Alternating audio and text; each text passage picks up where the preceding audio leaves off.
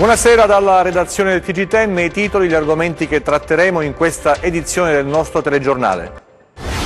Mancano gli anestesisti in provincia di Cosenza, ospedali in difficoltà, interventi a rischio a Cetraro, Paola, San Giovanni in Fiore e Praia Mare.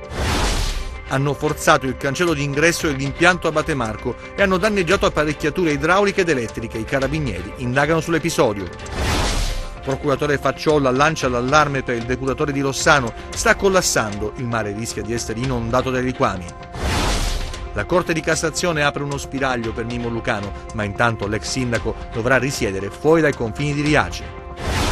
Il sindaco greco Bacchetta e il commissario di Corigliano Rossano non invitati alla conferenza dei servizi. Il comando dei Vigili del Fuoco di Cosenza ottiene 4 defibrillatori donati da una banca locale. Il Cosenza soffre ma supera l'ostacolo Carpi e raggiunge quota 33, punti in classifica. La salvezza è più vicina. Il Crotone mostra segni di risveglio e batte il quotato Palermo per 3-0. Ancora buonasera, dunque avete sentito la sanità in primo piano in questa edizione del telegiornale con la carenza di anestesisti nell'ospedale provincia di Cosenza, operazioni programmate a rischio, anzi stop per le operazioni programmate e stop quindi a Praia Mare, a San Giovanni in Fiore, a Paola e a Cetraro.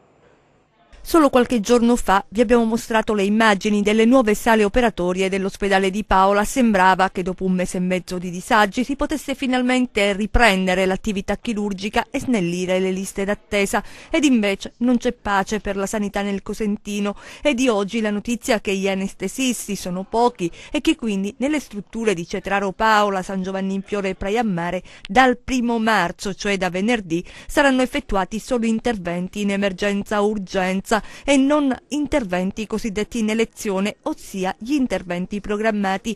La lettera firmata da Maria Franca Occhiuzzi, direttore dell'unità operativa complessa di anestesia, rianimazione e terapia intensiva dell'ospedale di Cetraro, inviata all'azienda sanitaria provinciale di Cosenza. Nella missiva si precisa che gli anestesisti sono in totale 15 a fronte di un organico di almeno 30 unità necessario per garantire i LEA, i livelli essenziali di assistenza. Nonostante le segnalazioni, si legge ancora nella lettera, da parte dell'amministrazione non è stato intrapreso alcun intervento per sanare o migliorare la situazione. Pertanto, fa sapere la dirigente, al momento sale operatorie chiuse per chi è in lista d'attesa.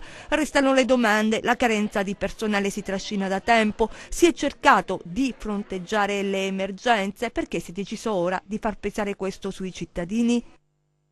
Adesso il prossimo servizio ci racconta di una strana irruzione nei locali dell'acquedotto Abate Marco a Santa Domenica di Talao. Hanno forzato il cancello d'ingresso protetto da un grosso lucchetto e sono penetrati all'interno dei locali dell'impianto dell'acquedotto Abate Marco. Ignoti hanno aperto le porte d'accesso della galleria Mula dal lato Verbicaro nel comune di San Donato di Minea. La scoperta è avvenuta questa mattina da parte delle squadre di manutenzione della Sorical, che hanno denunciato ai carabinieri di Cosenza l'episodio e segnalato la vicenda ai vertici aziendali. I ladri hanno tentato di portare via attrezzature e hanno manomesso alcune apparecchiature elettriche. L'erogazione dell'acqua non ha subito alcuna interruzione. Sono in corso le indagini da parte dei carabinieri per far luce sull'episodio. Parliamo di depurazione, l'allarme del procuratore Facciolla che dice il depuratore di Rossano sta collassando e il mare rischia di essere inondato dai liquami. L'inchiesta della Procura di Castrovillari sui depuratori dei comuni dello Ionio Cosentino, alcuni dei quali sequestrati, va avanti da circa 2 anni. Lo ha ricordato questa mattina il procuratore Eugenio Facciolla in un incontro in prefettura a Cosenza, denunciando però una situazione anomala, sconcertante l'ha definita, e cioè che molti municipi non hanno ottemperato alle prescrizioni che imponevano lavori di adeguamento di vario tipo. In particolare c'è un'emergenza che riguarda il depuratore di Lido Sant'Angelo a Rossano. L'impianto, che serve una vasta area, sta letteralmente, dice il procuratore Facciolla, collassando. Il rischio è lo sversamento in mare di un ingente quantitativo di liquami. Necessita un intervento immediato e l'appello al prefetto Galeone: entro fine aprile bisogna mettere in sicurezza la struttura. Nel palazzo di governo della città dei Bruzzi si è parlato per esempio di come svuotare le vasche e sui tempi. Infine, non è un dettaglio ma un problema importante, riguarda i finanziamenti per i lavori sui depuratori stanziati, conclude Facciolla, ma utilizzati per altro. Parliamo adesso della vicenda del sindaco sospeso di Riace. La Cassazione ha accolto in parte il ricorso presentato dai legali di Mimmo Lucano. Per l'ex sindaco però è una vittoria a metà. Sentiamo perché. Al momento Mimmo Lucano continuerà a risiedere a Kaulonia Marina, non tornerà nella sua Riace. La Cassazione infatti ha accolto in parte il ricorso dei suoi legali contro l'ordinanza del riesame di Reggio Calabria che lo scorso 16 ottobre aveva imposto per il sindaco sospeso il divieto di dimora. I giudici della Suprema Corte hanno annullato con rinvio l'ordinanza limitatamente al reato di turbata libertà del procedimento di scelta del contraente e così il caso Lucano torna a riesame. Gli Ermellini infatti hanno ordinato ai giudici di Reggio Calabria di riesaminare la posizione del sindaco sospeso di Riace. Per Lucano, che lo ricordiamo era accusato di presunte irregolarità nella gestione dei fondi destinati all'accoglienza di rifugiati e richiedenti asilo, erano stati disposti i domiciliari prima e il divieto di dimora poi per un presunto pericolo di inquinamento probatorio. Al momento Mimmo Lucano preferisce non rilasciare nessuna dichiarazione, vuole prima leggere le carte e confrontarsi con i suoi legali per capire bene i termini della sentenza della Cassazione, ma ne riconosce la positività. E così la pronuncia della Suprema Corte apre uno spiraglio per il sindaco dell'accoglienza.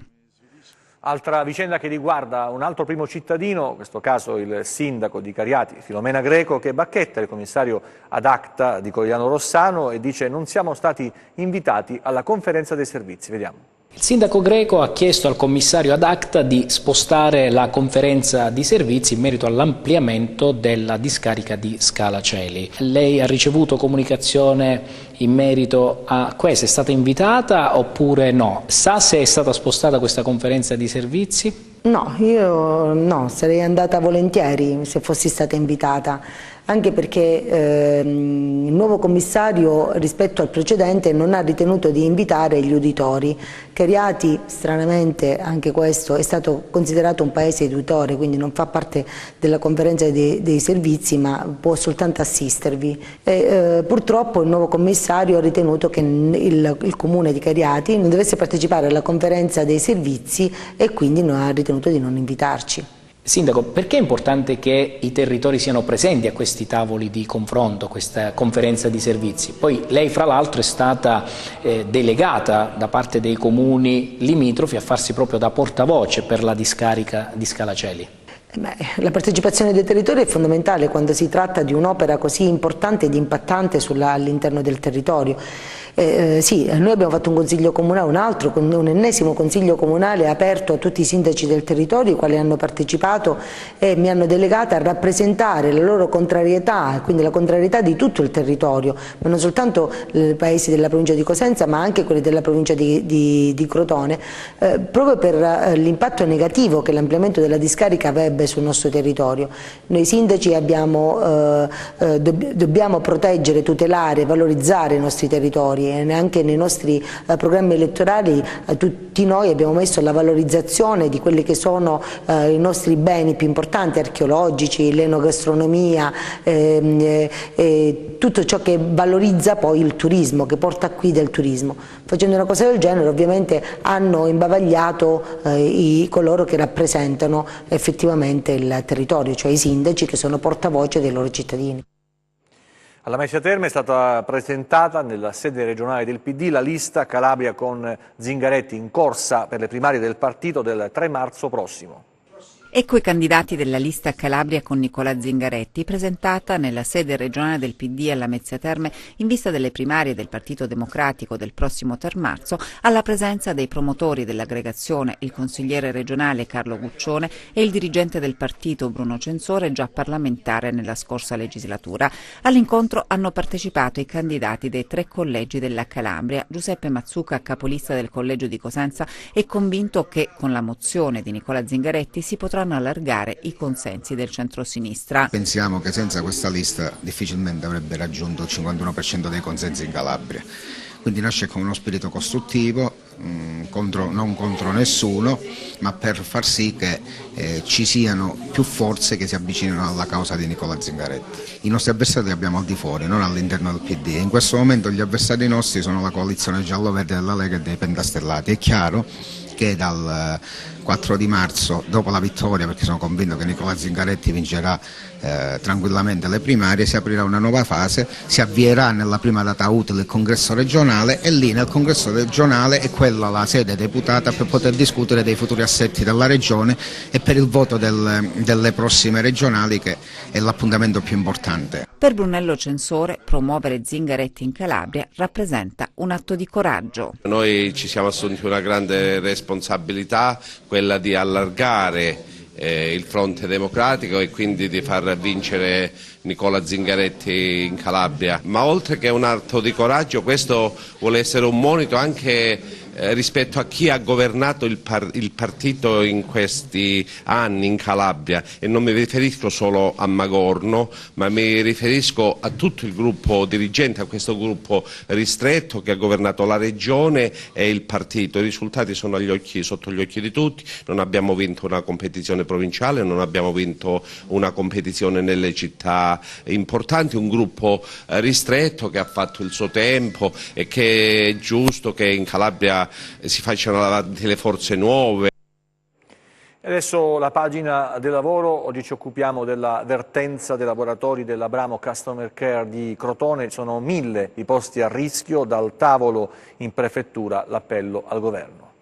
TIM taglia le commesse in Calabria, la conseguenza è la riduzione drammatica dei posti di lavoro. Sono giorni di grande preoccupazione all'Abramo Customer Care di Crotone, dove l'azienda ha annunciato il mancato rinnovo di ben 400 contratti a tempo determinato, una emergenza sociale oltre che economica per un territorio povero di opportunità. Non è un caso che al tavolo convocato in prefettura, oltre ai sindacati, abbia preso parte anche il sindaco della città pitagorica.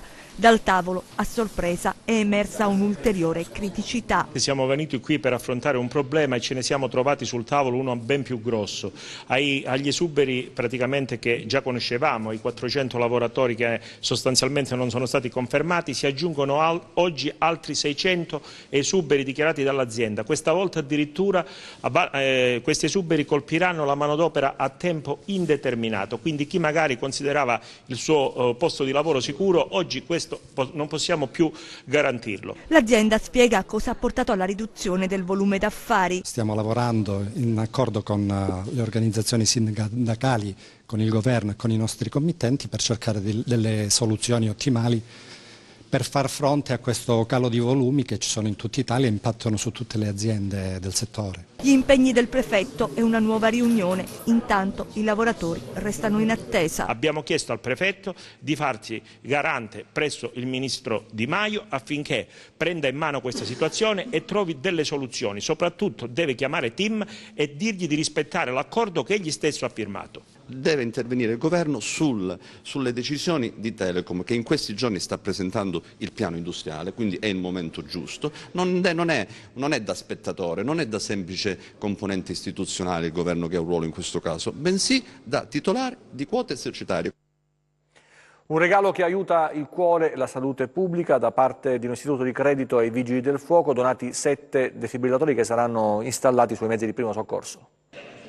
Un dono salvavita per chi salva delle vite. Sono 7 i defibrillatori che la BCC Mediocrati ha consegnato ai Vigili del Fuoco di Cosenza, che li installeranno sui mezzi di soccorso. Tutto è nato da una chiacchierata davanti ad un caffè, ha raccontato il comandante Massimo Cundari, alla presenza del direttore regionale dei Vigili del Fuoco Marco Ghimenti, del prefetto Paola Galeone e del presidente di Mediocrati Nicola Paldino. Sicuramente per i nostri operatori la presenza di questi defibrillatori sulle nostre prime partenze fa sì che la nostra squadra, composta da 5 persone, è protetta dal punto di vista della cardioprotezione. Da dirigente di una struttura periferica ci siamo attivati e quindi abbiamo trovato nella BCC Mediocrati la possibilità di avere questa donazione che ci ha sicuramente inorgogliti per quanto riguarda la presa in considerazione del Corpo Nazionale. Non è la prima volta che la Banca Mediocrati si interessa alla cardioprotezione del territorio. Quella di oggi è particolarmente importante perché abbiamo donato dei salvavita a chi è preposto a fare salvataggio di vite umane e quindi salva le nostre vite ed è giusto che abbiamo dato dei defibrillatori proprio ai vigili del fuoco. Non è la prima occasione perché altre volte abbiamo fatto donazione alle scuole, ai comuni, però ripeto particolarmente siamo orgogliosi oggi per aver donato questi attrezzi che non dovrebbero essere mai usati, speriamo, però li abbiamo donati ai vigili che di mestiere fanno queste cose, salvano vite umane. E adesso i nostri 100 secondi, vediamo.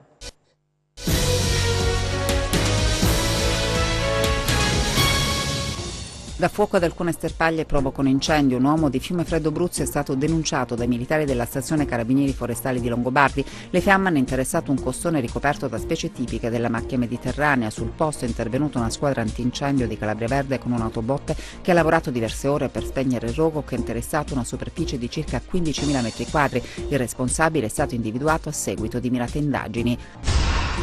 Polizia di Stato, Carabinieri e Guardia di Finanza hanno concluso le operazioni di sgombero di 2 immobili appartenenti ad una nota famiglia di 'ndrangheta attiva nel territorio di Rosarno e occupati illecitamente. L'operazione si è svolta senza turbative per l'ordine pubblico. In totale sono 36 gli immobili sgomberati da quando è partito il piano straordinario disposto dal prefetto di Reggio Calabria, Michele Di Bari. I carabinieri della Compagnia di Crotone impegnati in un servizio straordinario di controllo del territorio nel capoluogo e a Roccadineto. Durante l'attività sono state controllate 30 persone e 20 veicoli e deferite alla Procura della Repubblica 5 persone. Un 29enne di Isola Caporizzuto è stato sorpreso alla guida di un'autovettura con la patente revocata e sotto l'influenza di sostanze stupefacenti. Un 18enne di origine rumena è stato fermato anche lui al volante senza patente. Un 33enne di Cutro circolava con una vettura oggetto di confisca. Inoltre un 24enne di Crotone è stato trovato in possesso di un manganello in legno nascosto nell'auto sulla quale circolava. Al via alla Mezzia Terme gli interventi di difesa passiva volti a rafforzare le misure di sicurezza del Tribunale. Gli interventi interesseranno sia la segnaletica orizzontale che verticale. La richiesta di intervento è arrivata dalla Questura di Catanzaro che ha dato ordine di istituire tra l'altro il divieto di sosta H24 con rimozione forzata lungo il perimetro del Palazzo di Giustizia. Molto apprezzata la Lectio Magistralis che il professor Nuccio Ordine ha tenuto ieri alla Cittadella regionale. L'assessorato all'istruzione della Regione Calabria ha promosso nella Cittadella regionale di Catanzaro una Lectio Magistralis del professor Nuccio Ordine sul tema Vivere per gli altri, i classici e la solidarietà umana, con la partecipazione di docenti e studenti. Il compito per me delle scuole e delle università è proprio quella soprattutto di formare dei cittadini colti che abbiano un senso della solidarietà umana, della giustizia, che si battono contro la corruzione e la delinquenza. Ecco, però per fare questo la scuola non può essere concepita solo come uno strumento per ottenere un mestiere e poi spenderlo nel mondo del lavoro. Ecco, stiamo andando troppo in questa direzione e stiamo perdendo di vista i grandi valori. Leggendo alcune pagine o alcuni versi di grandi autori si possono trattare dei temi che fanno capire ai ragazzi che i classici non si studiano per superare un esame, i classici non si studiano per prendere una laurea, ma i classici si studiano soprattutto per imparare a vivere, per imparare a capire il nostro presente.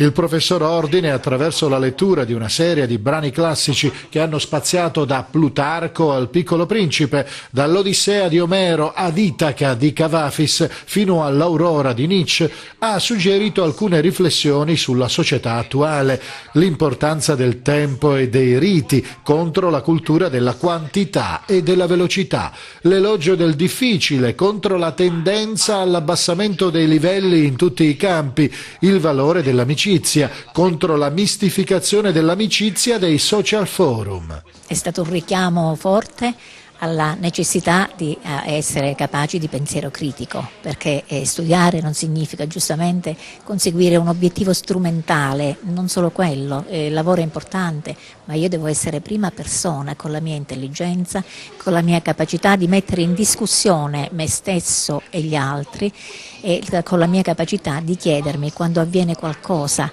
o ascolto qualcosa, di chiedermi sempre perché, e che ci sia la consapevolezza piena che ognuno di noi è solamente parte di una dimensione più ampia. Il professor Ordine, in conclusione della Lectio Magistralis, ha preso in prestito le parole di John Donne per spronare i giovani a riguadagnare il senso di umanità e giustizia. Nessun uomo è un'isola, intero in se stesso. Ciascuno è un pezzo del continente, una parte dell'oceano. La morte di qualsiasi uomo mi diminuisce perché sono preso nell'umanità e perciò non mandar mai a chiedere per chi suona la campana. Essa suona per te. E adesso il calcio con il martedì sera felicissimo per le squadre calabresi, Cosenza che ha ragione del Carpi, un primo tempo straordinario dei Lupi di Braglia, poi un secondo tempo con qualche patema di troppo, vedremo nel servizio di Anna Franchino. Per il Crotone invece una bella rivincita, la vittoria contro il Palermo e segnali forti di ripresa. Notti magiche al San Vito Marulla che festeggia i suoi beniamini con un altro successo, il terzo di fila, firmato contro il Carpi da Tutino e Perino. Il primo festeggia con un gol il ritorno dopo 2 turni di stop squalifica, con dedica alla figlia neonata. Il secondo para il rigore che proietta i Lupi in alto in classifica. Nel turno infrasettimanale il Cosenza, sotto i riflettori, spinto da quasi 7.000 spettatori, bissa la vittoria conquistata al Curi 4 giorni prima. Indossando una divisa celebrativa per il 150° compleanno del club, parte subito a razzo con il palo colpito al pronti via da Baez. Il Cosenza è frenetico, si spinge in avanti alla ricerca del vantaggio. Tutino costringe prima Piscitelli alla deviazione in corner, ma al 28° il suo diagonale è vincente e spiazza la difesa emiliana.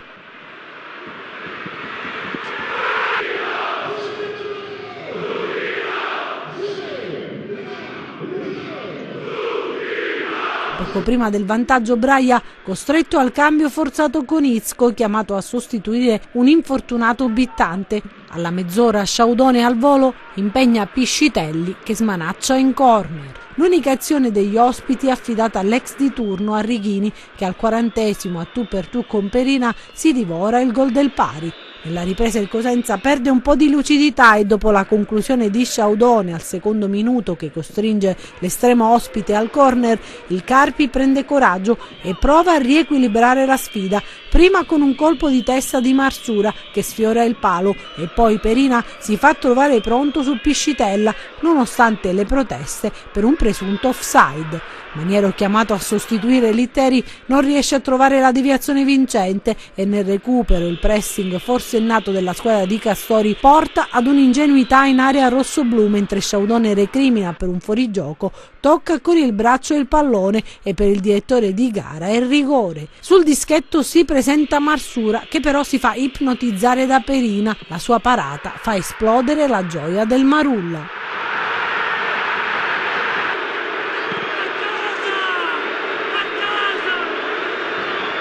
Ma Braia nel post gara avverte, vietato esaltarsi. Noi dobbiamo pensare esclusivamente a mettere al sicuro questa squadra, a non volare dove non si deve volare in questo momento. In questo momento ogni discorso è superfluo, perciò noi andiamo avanti partita per partita, arriverà il periodo difficile perché poi arriverà Foggia, Brescia, Pescara, rischiamo Palermo e Lecce, perciò noi siamo stati bravi, venderemo cara la pelle su ogni campo, questo è poco ma sicuro, e vediamo poi alla fine quello che siamo capaci di fare. È un Crotone che si esalta con le grandi e con il Palermo la squadra pitagorica torna al successo casalingo che mancava da troppo tempo. La squadra di Stroppa rifila un tris ai siciliani candidati al salto di categoria e con la vittoria recupera posizioni in classifica abbandonando il penultimo posto. Rodien nel primo tempo e Mraz e Simi nella ripresa rifilano 3 schiaffi in faccia ai rosanero e ridanno fiducia ad un ambiente depresso e demotivato dopo le 2 ultime sconfitte rimediate che hanno complicato il cammino salvezza dei calabresi. Ora invece si apre una nuova fase, ne è convinta la squadra, la società e soprattutto il tecnico, soddisfatto della risposta sul campo offerta dai suoi, chiamati ora a 2 trasferte consecutive, a Padova prima e a Salerno poi.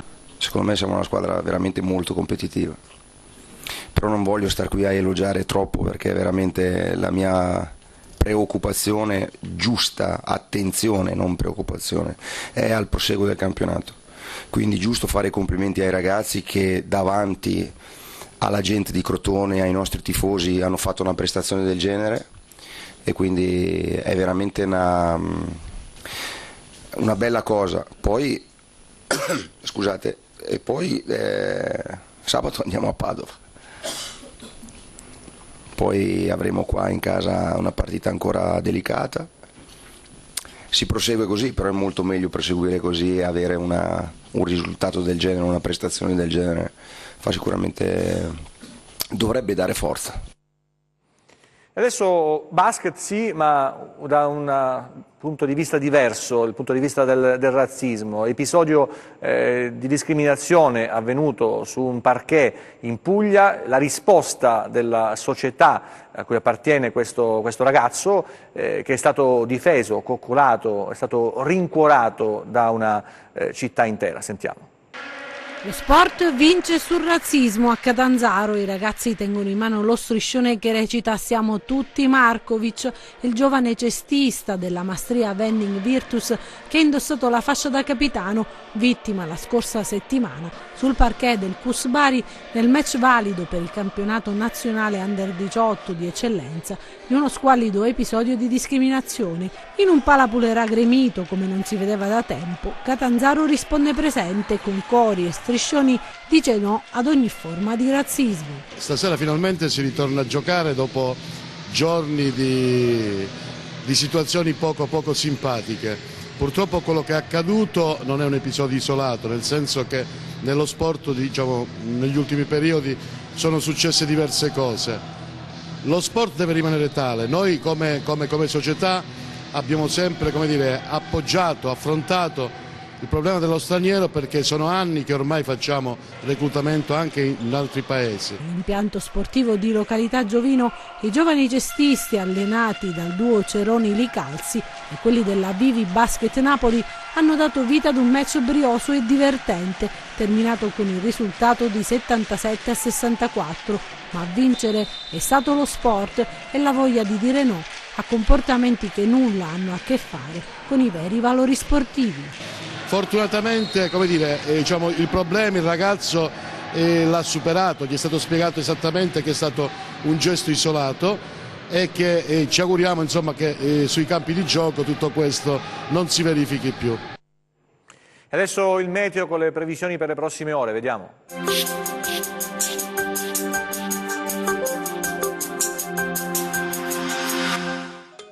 Tempo stabile su buona parte della regione, ad eccezione dei settori tirrenici del Vibonese e Reggino, che vedranno dell'instabilità proiettata da correnti settentrionali che si caricano di umidità sul mare. Su quest'ultime zone è atteso un miglioramento per la giornata di giovedì. Domani cielo sereno ovunque, con qualche nuvola di poco conto confinata sui rilievi nel corso del pomeriggio. Temperatura stazionaria, in aumento nei valori massimi su Vibonese e Reggino. Passiamo al comportamento di mari e venti. Domani venti deboli nord-occidentali sul Tirreno con mare poco mosso. Poco mosso anche lo Ionio per venti deboli o al più moderati dei quadranti settentrionali. Prima di salutarci vi ricordo il nostro sito web www.meteoincalabria.it e la nostra pagina Facebook Meteo in Calabria. Grazie per l'attenzione, il telegiornale finisce qui, ci vediamo nelle prossime edizioni, arrivederci e buona serata.